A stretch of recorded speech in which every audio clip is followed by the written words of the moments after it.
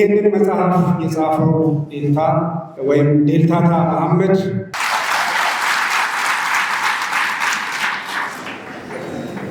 የተከበራችሁ ወንድሞቻችን ይህንን በዓል ታክብሩ ወይም ይህንን ስበኝ እኔንም እንደ አንድ ወንድም ማስባችሁኝ ይህ ታሪክ የሰጤው ማህበረሰብ ታሪክ ነው። ይህ ታሪክ የሙስሊሙ ታሪክ ነው ብላችሁ በዚህ ሁኔታ ልትታደሙና ለማስመለመለ ፕሮግራም ስለመጣችሁ ክብራኖቻችን፣ አባቶቼ፣ ወንድሞቼ፣ እህቶቼ፣ እናቶቼ ከልብ አመሰግናለሁ። እኔ ብዙ የምናገረው ነገር የለኝም። አንድ ምሳሌ ብቻ ወደ አማርኛ ላዙር። ብዙ ጊዜ በሰጠኛ ነበር ማዋማ አንዲት ሴት ልጅ አታኖራ አላህ ሆይ አንተን በጣም እንዳመሰግን አንተ እንዳመሰግንህ ልጅ ስጠኝ ብላ ትሳላለች። ሰሚው አላህ ተቀባዩ አላህ የባሪያዎቹን የተዘረጋች ጅባባ የማይመልሰው በአመቱ ልጅ ሰጣት። አንድ ሸህ ያቀረበችና ለአላህ ተስዬ ነበር። አላህ ደግሞ ስለቴሞን ተቀበለና ልመናዬን ተቀበለ፣ ልጅ ሰጠኝ።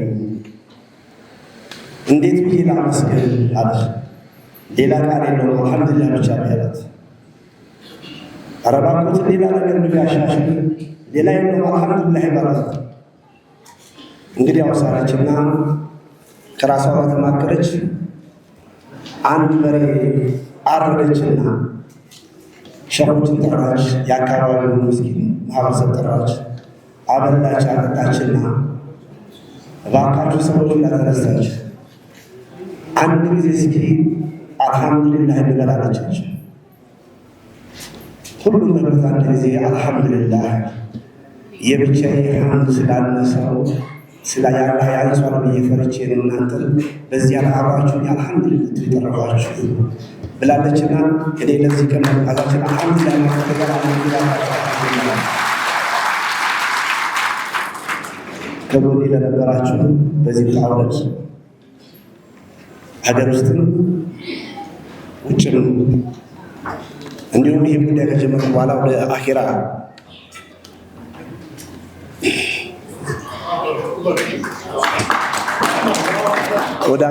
ወንድሞች አሉ እዚህ ቃለ መጠይቅ ላይ እዚህ ላይ የተሳተፉ አላህ ይተውላቸው፣ አላህ በጀነት ያበሽራቸው። እንዲሁም ለ3 ዓመት ከጎኔ የነበረው ጓደኛዬ በረዲን አወል በአሁኑ ሰዓት አሜሪካ የሚገኘው አላህ ይጠብቀው፣ ከጎኔ ነበር። ሁሉ ድጋፍ ሲያደርግ የነበረውና ምስጋና የደረሰው ሁላችሁም በገንዘባችሁ፣ በእውቀታችሁ፣ በገንዘባችሁ፣ በጊዜያችሁ በመስጠት ከጎኔ ለነበራችሁ ለዚህ ምርቃት ቀለል ምርቃታችሁ በምርቃቴም ከልብ አመሰግናለሁ። የምናገረው ነገር መጽሐፉ ይናገራል። ሰላም አለይኩም ወራህመቱላሂ ወበረካቱህ። ሰላም አለይኩም። በጣም አመሰግናለሁ ፈየክታ ቆምሶም በዚህ መጽሐፍ ላይ ለመገናኘት ስላበቃን ሁላችንንም በዚህ መልኩ እንድንገናኝ ስላደረገን አብረን አይደል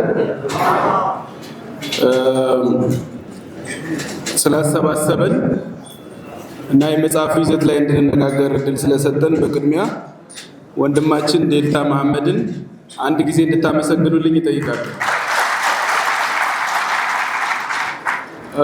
ክቡራን አመራሮች፣ እዚህ የተገኛችሁ የፌዴራል የከተማ መስተዳድሮች እና የዞናችን አመራሮች፣ ክቡር አቶ ሙበራ፣ ክቡር አቶ አብዱልፈታ፣ ክቡር ዶክተር መሐመድ ሽኩር፣ ክቡራን አባቶች፣ ባለሀብቶች፣ እዚህ መድረክ ላይ የተገኛችሁ ሁላችሁም እንኳን ደህና መጣችሁ፣ እንኳን ተገናኘን ማለት እፈልጋለሁ። እኔ ማነሳው ነጥብ 4-5 ነጥቦች ናቸው። የተሰጠኝ ደቂቃ አጭር ስለሆነ አንድ መጽሐፍ የሚመዘነው እንዴት ነው? አንድ መጽሐፍ የሚመዘነው በሚከተሉት ጉዳዮች ነው። የመጀመሪያው ጸሐፊው ማን ነው? ሁለተኛው ይዘቱ ምን ይመስላል? ይዘቱ ማለት ስፋቱ ወይም ስኮፕ የምንለው ዴፕዝ ኦፍ አናሊሲስ ወይም ደግሞ በመጽሐፍ ውስጥ ለማካተት የተሞከረው ሀሳብ ከየት ነው መረጃ ምንጭ ያገኛቸው መረጃ ምንጮች ከየአቅጣጫው አገናዝቧቸዋል የማገናዘብ ብቃቱ እና መጽሐፉ ብቻ ሳይሆን የሚያበረክተው ነገር የዛ መጽሐፍ የሚያበረክተው ነገር እነዚህ ነገሮች ናቸው አንድ መጽሐፍ እንዲመዘን የሚያደርጉት። ስለዚህ ይህንን ትልቅ መጽሐፍ 700 ገጾች አካባቢ ያለው ትልቅ መጽሐፍ የምንመዝነው በዚህ ማዕቀፍ ነው ማለት ነው። መጽሐፉ የታሪክ ይዘት አለው። እንደምታዩት በጣም ትልቅ ስራ ነው። ከዚህ ከተነሳን ጸሐፊው ማን ነው?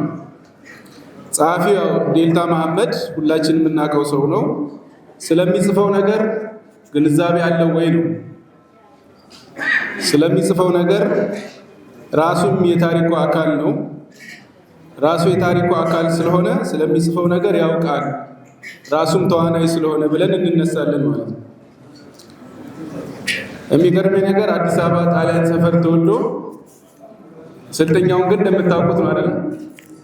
ለዚህ ጭብጨባ ያስፈልገውም? 2 ዓመት ብቻ ነው ሀገር ቤት የሄደውና አዲስ አበባ ጣሊያን ሰፈር ተወልዶ እንደዚህ ስልጠኛን አቀላጥፎ መናገር ከቻለ በዚህ አጋጣሚ አሉ አዲስ አበባ ውስጥ ተወልደው አድገው በትግሉ ውስጥም ታሪካቸው የተጻፈ ሰዎች አሉ። እዚህ ውስጥ ቋንቋውን አቀላጥፎ በመናገር እንደውም ባህሉን በማንጸባረቅም ረገድ ትልልቅ ሰዎች አሉ። እነ ሙሀባ ሁሴን የምትወስዱ ጋሽ ሙሀባ አዲስ አበባ ወንጌት አካባቢ ነው የተወለዱት፣ እዛውን ያጠናቀቁት።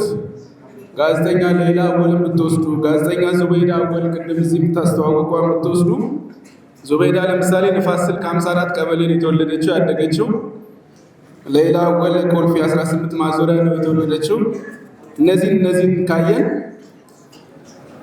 አዲስ አበባ መወለድ እዚህ ከተማ ውስጥ ተወልዶ ማደግ ብቻውን ከቋንቋ እንደማያደርገን ትምህርት የሚሆኑ ሰዎች ይመስሉኛል። ከይዘት አኳያ ከወሰድን ወደ ይዘቱ ስንመጣ ምንድን ነው የሚያስተምረን ይህ መጽሐፍ የሚለው? አንደኛ ሰዎች ለማንነታቸው ምን ያክል ዋጋ ይከፍላሉ፣ ሰዎች ማንነታቸውን ለማስከበር ምን ያክል ሊሄዱ ይችላሉ የሚለውን የምናየው በዚህ መጽሐፍ ውስጥ ነው። ትግሉ ለቋንቋ፣ ለባህል፣ ለማንነት የተከፈለ ሰላማዊ ትግል ነው። ለዲግኒቲ ወይም ለክብር የተደረገ ትግል ነው። እኔ የምናገረው ቋንቋ የተለየ ነው፣ ባህሌ የራሱ መገለጫ አለው፣ ይታወቅልኝ ከሚል የሚነሳ ትግል ነው። ሰላማዊ ትግል ነው። ራስን በራስ የማስተዳደር ትግል ነው። በቋንቋ የመማር የመዳኘት ትግል ነው። ይህን ካየን ዓለም አቀፋዊ መብት ነው። ይህን ዓለም አቀፋዊ መብት በእኛ ሁኔታ ስንወስደው፣ በስልጤ ሁኔታ ስንወስደው የተደረገበት ትግሉ መነሻ ሀሳብም ትግሉ የተካሄደበት መንገድም አስተማሪ ነው የሚለውን በመጽሐፉ እናገኛለን። እዚሁ መጽሐፍ ላይ ገጽ 160 ለምሳሌ ብትወስዱ የሀገራችን የታሪክ ሊቅ የሚባሉት ፕሮፌሰር ሪቻርድ ፓንክረስት እንደዚሁም ደግሞ ታደሰ ታምራት ፕሮፌሰር ማለት ነው፣ እሳቸው ፕሮፌሰር ሆነዋል። ለምሳሌ የገለጿቸው ነገሮች ብትወስዱ ትግላችን ምን ያክል የተደረገው አጠቃላይ የማንነት ትግል ምን ያክል ዋጋ እንዳለው በእነዚህ ጸሐፍት በደንብ ተገልጿል ማለት ነው። እዛ ውስጥ ማየት ይቻላል። ገጽ 160 ላይ ከጊዜ አንጻር ብዙ ሳልገባ የተደረገው የማንነት ትግልን ዋጋ የሚሰጥ ከፍ የሚያደርግ ነገር ተቀምጧል ማለት ነው። እዚሁ መጽሐፍ ላይ ማንነትን በሚመለከት ሲያነሳ ሰው እኮ ለእንጀራ፣ ለንግድ፣ ለገንዘብ ብቻ አይደለም የሚኖረው። ማንነቱ፣ ክብሩ፣ ሃይማኖቱ መከበር አለበት።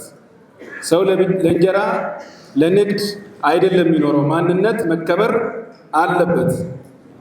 እዛም መሃል ላይ ሸሸት የሚሉ ሰዎች ሲያጋጥሙ ወለምነተከ ከሼ ወለምነተከ ይንሳን፣ ማንነቱን የሚፈልግ ማንነቱን ያገኛል፣ እንደምናውቀው ሁላችን ስልጤ ያው ዲነክ ይወዳል፣ ዲነክ ይወዳኔት አደክ ይወዳል።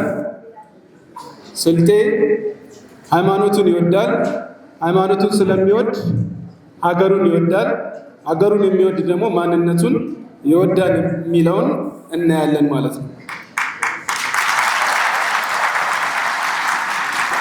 ይሄ ማለት ሰዎች ሞተዋል። ለምሳሌ የበይድቴና የመህዲያን ሞት እዚህ መጽሐፍ ላይ ምርጫ በ1992 ሲካሄድ ከመካሄዱ አስቀድሞ የበይድቴና የመህዲያ ማጣታችን እነሱን ማጣታችን በታሪኩ በብዙ ሰዎች አንደበት ተገልጿል። ከስራ ገበታ መፈናቀል፣ እስር፣ መንገላታት፣ ረሃብ፣ ጥማት፣ ማስፈራሪያ፣ ወከባ እነዚህ በሙሉ ተደርገዋል። ስለዚህ ለማንነት የተደረገው ትግል it's not a gift ማለት ነው፣ ስጦታ አይደለም። ሕገ መንግስቱ አስቻይ ሁኔታ ፈጠረ እንጂ ሕገ መንግስቱ አስቻይ ሁኔታ ፈጥሯል። ነገር ግን ማንነቱ የተገኘው በትግል ነው፣ በስጦታ አይደለም። ይሄ መጽሐፍ የሚነግረን ሌላው ጥያቄ ክቡር አምባሳደር ሬድዋን ሁሴንም በመጽሐፍ ውስጥ እንዳነሱት ዋናው ጥያቄ የሚጀምረው እኔ ማን ነኝ ከሚል ነው። እሳቸውም ትግል የጀመሩት እኔ ማን ነኝ ከሚል ጥያቄ ተነስተው ነው። ሌሎች በትግል ውስጥ ያሉ ዛሬ በህይወትም እዚህም የተገኙ ሰዎች ትግል እንዴት እንደጀመሩ ማብራሪያ ሲሰጡ እኔ ማን ነኝ ከሚል ጥያቄ ተነስተው ነው የጀመሩት። ስለዚህ ማንነትን በሚመለከት የሚደረግ ትግል የሚጀመረው እኔ ማን ነኝ ከምትል የመጀመሪያ ጥያቄ ናት ማለት ነው። ከዚህ ተነስተው ዋናው ጥያቄ እኔ ማን ነኝ ለሚለው የተደረገ ማንነት ከሌለ ገንዘብ ምንም ነው። ይሄ ታሪክ እርሾ ነው። ሲደክመን ቀና የሚያረገን ነገር ነው። መስዋዕት የተከፈለለት ነፃነት እድገት ከሌለው ምን ያረጋል ብሎ ወገባችን ጎንበስ ሲል ቀና የሚያረገን ነውና ኢንሻአላህ በዚህ መጽሐፍ እርሾነት የስልጤ ማህበረሰብ ከፍ ብሎ ማህበረሰባችን አድጎ አክስቶቻችን እናቶቻችን ቢያንስ ከጭስ የሚወጡበት ንጹህ የውሃ መጠጥ የሚያገኙበት ከችግራቸው የሚላቀቁበት ሁኔታ ላይ ተረባርበን ይሄን ነፃነታችንን ወይም ይህንን የነፃነት ትግል መስዋዕት የከፈሉ ሰዎችን የእውነት የምናወድስበት ተግባራዊ ስራ የምንሰራበት ይሆናል ብዬ እላለሁ። ይቅርታ ስላረዘምኩባችሁ። ጀዛኩሙላህ ኸይር። አመሰግናለሁ።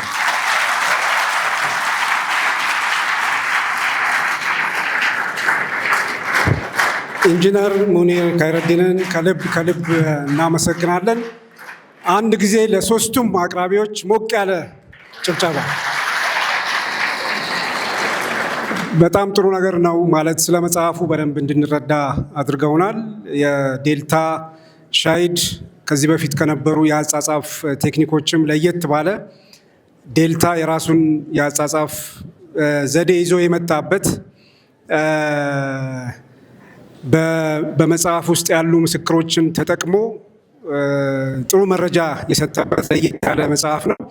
ሁላችሁም እጃችሁ ላይ ያለ ብለን እናስባለን። 778 ገጽ ያለው መጽሐፍ አሳትሞልናል። ስንቶቻችሁ እጃችሁ ላይ ያለ መጽሐፍ? ማሻአላ ማሻአላ ማሻአላ ማሻአላ። ስለዚህ ዛሬ በዚህ ታላቁ ሩጫ ቀን ላይ ሩጫ የሮጡ የሩጫውን ቲሸርት አድርገው ሲሮጡ እናንተ ደግሞ ሜዳውን መንገዱን በዚህ ትሞሉታላችሁ ማለት ነው በመጽሐፉ። እሺ ቀጥለን ይሄን መጽሐፍ በይፋ እናስመርቃለን አሁን። ስለዚህ መጽሐፉን የሚመርቁልንን እንግዶች ጠራለው። ሼህ አብዱልከሪም ሼህ በድረዲን ወደ መድረክ እንዲወጡ በአክብሮት እጋብዛለሁኝ።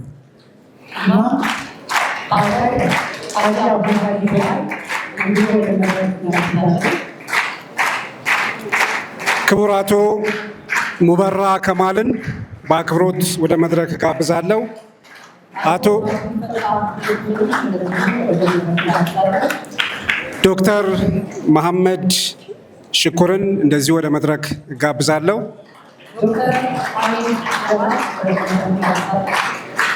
የስልጤ ዞን ከፍተኛ ፍርድ ቤት ፕሬዝዳንት የሆኑትን አቶ ነስሮ አለሙንም እንደዚሁ ወደ መድረክ ጋብዛለሁ።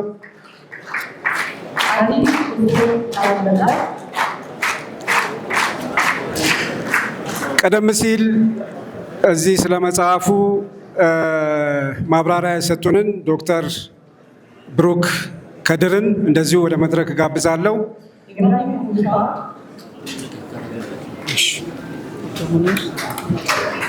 ኢንጂነር ሙኒር ኸይረዲንን እንደዚሁ፣ ገራድ ሀጂ ሙስጠፋ አወል ከሌሎች እንግዶች ጋር አብረን እንመርቃለን ማለት ነው። ሼህ አብዱል ሰላም እዚህ መካከላችን ካሉ ቢወጡልን። እሺ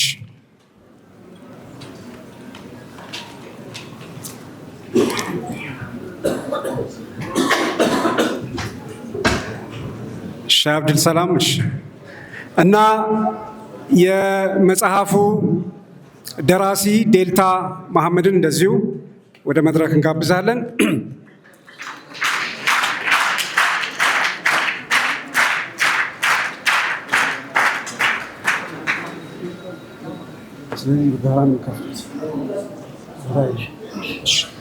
ስለዚህ በጋራ መጽሐፉን ትከፍቱልናላችሁ። የመጽሐፉን መመረቅ ይፋ የምናደርገው የተሸፈነውን ገልጻችሁ ፈታችሁ ከፍታችሁ በይፋ ለእንግዶች ለተመልካች ስታሳዩልን መመረቁን እናበስራለን ማለት ነው። ከሼህ አብዱልከሪም እና ከዴልታ አብረህ ብትሆን።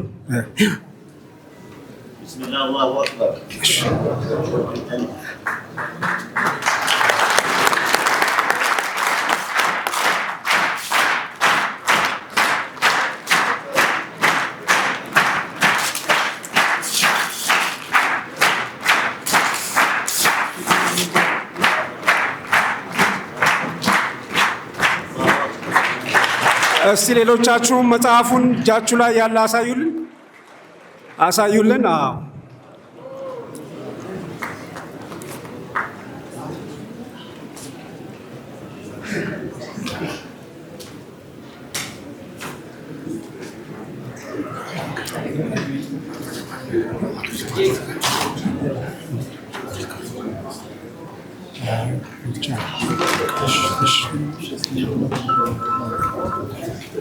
ወአለይኩም ሰላም።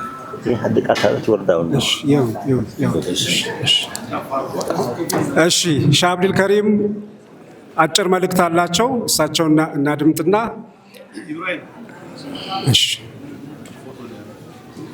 እሺ ሁላችሁም አንድ ጊዜ ከፍ አድርጉና ከዛ በኋላ ወደ መልእክቱ እንሄዳለን።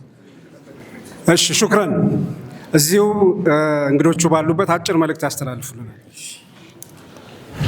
السلام عليكم ورحمة الله وبركاته. يتذكركم ويتحابركم أبو تشنيا واجاجونيا عند تشنيا واشتاتونيا حبي أفرباهم حبي دسبارهم.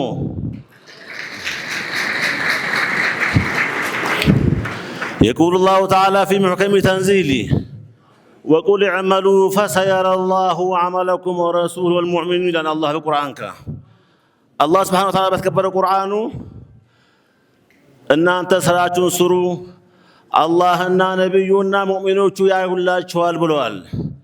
سلزي زاري شيخ دلتاتا ويم أستاذ دلتاتا يصفوا كتاب ويم مصحف يشلتي بشا سايهون يعدق علي የሙስሊም ትግልን የሚያመላክት ነው።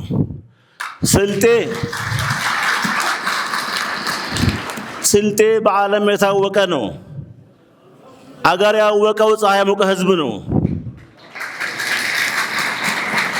በዲኑም አንደኛ ነው። በፖለቲካውም አንደኛ ነው። በኢኮኖሚ አንደኛ ነገር እየመራ ያለ ህዝብ ነው። እንደዚህ ያለ ህዝብ አይደለም ለኢትዮጵያ ለአፍሪካ ኩራት የሆነ ህዝብ ነው። ይህ ክታብ መጽሐፉ አረብ አንድ አባባል አለው። ማ ሑፊዘ ፈረ ወማ ኩቲበ ቀረ ይላል። የተጻፈ ነገር ይቆያል፣ ይዞትራል፣ ግን በአእምሮ ተሐፊዞ ይጠፋል። ስለዚህ አላህም ያለው ይኸው ነበር። ወንድማችን አላህ ይክፈለውና ጥሩ የሆነ የድሮ ታጋዮቻችን ማለት ዶዘሮች፣ ሎደሮች፣ ትራክተሮች እነሱ ነበሩ።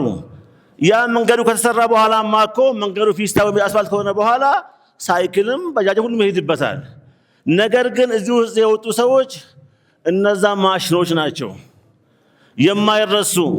ታሪካችንም ይህንን አርአያ መከተል አለብን። የወንድሞች ታሪክ ማስቀመጥ ነገም ለኛ ታሪክ ጥሩ ነገር ማስቀመጥ ነው።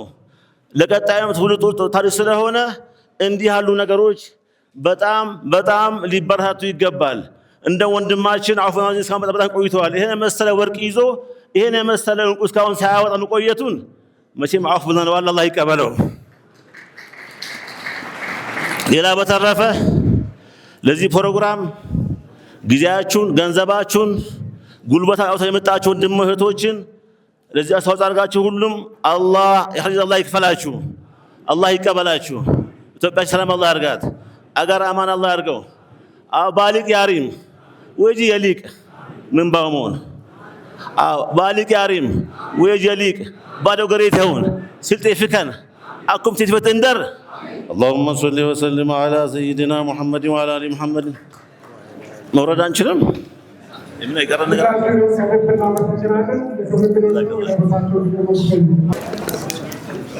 ሰላም አለይኩም።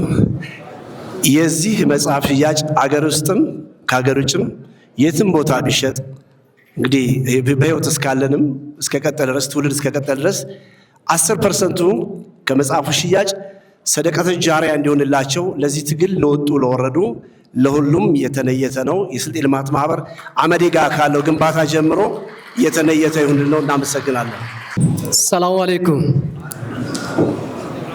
እውነት ለመናገር እኔ ደራሲ ዴልታታ መሐመድን እጅግ አድርጌ አመሰግናለሁ። እንግዲህ መርካቶ አመዴ ገበያ ላይ የተጀመረ የስልጤ ልማት ማህበር ህንፃ አለ። ለሱ ህንፃ ግንባታ የራሴን አሻራ ማኖር አለብኝ። ይሄ ታሪካዊ መጽሐፍ ነው። በዚህ ትግል ሂደት ዋጋ በከፈሉ አባት እናቶቼ ስም ለነሱ ሰደቀተል አልጃሪያ እንዲሆን 10% ድጋፍ አደርጋለሁ የሚል ውል ነው ከኛ ጋር የተፈራረመውና በእናንተ ፊት እጅግ አድርጌ አመሰግናለሁ። አመስግኑልኝ።